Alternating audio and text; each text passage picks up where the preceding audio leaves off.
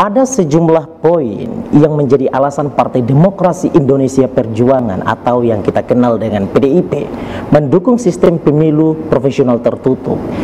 Diketahui melalui salah satu kader PDIP, Dimas Brian Wicaksono, menjadi penggugat atas pengujian material Undang-Undang Nomor 7 Tahun 2017 tentang pemilihan umum terhadap Undang-Undang Dasar 1945 ke Mahkamah Konstitusi. PDIP tak menolak wacana mengganti sistem pemilu di Indonesia menjadi profesional tertutup meski 8 partai menyatakan penolakan mereka.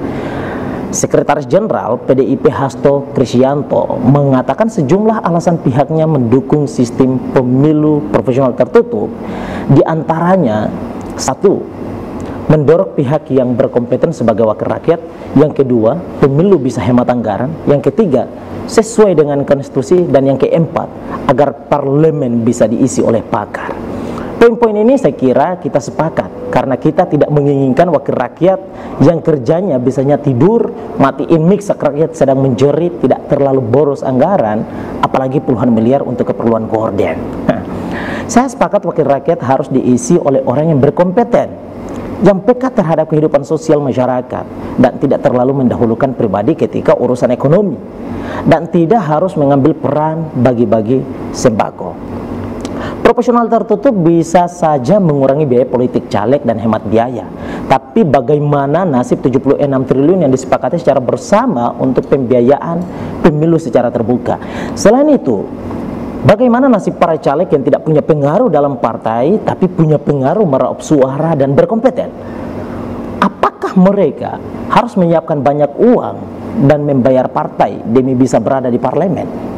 Saya kira profesional tertutup cukup diskriminatif dan dalam ruang demokrasi, dan cukup membatasi kebebasan rakyat dalam memilih wakilnya.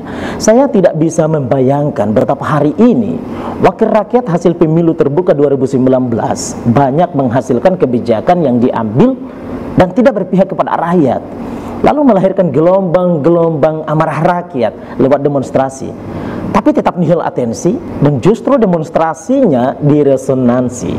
Proporsional tertutup seolah memberi sinyal ketakutan rakyat untuk kelak tidak bicara lantang kepada wakilnya, karena sadar DPR tidak dipilih rakyat tapi oleh partai. Proporsional tertutup berpotensi akan melahirkan banyak produk hukum yang cenderung diskriminatif, merugikan, dan tentu tidak berpihak kepada rakyat, karena karpet merah oligarki lebih seksi dan menjanjikan komisi. Kelak tidak akan ada lagi wakil rakyat yang seberani Fahri Hamzah yang lantang melawan partai sampai maju ke meja hijau demi membela aspirasi rakyat, karena semua akan sependapat bahwa DPR adalah wakil partai, bukan rakyat. Oleh karenanya, kembalikan suara rakyat lewat pemilu proporsional terbuka. Terima kasih. Saya kira ini adalah bagian daripada pendapat sebagai rakyat Republik Indonesia. Demikian. Assalamualaikum warahmatullahi wabarakatuh.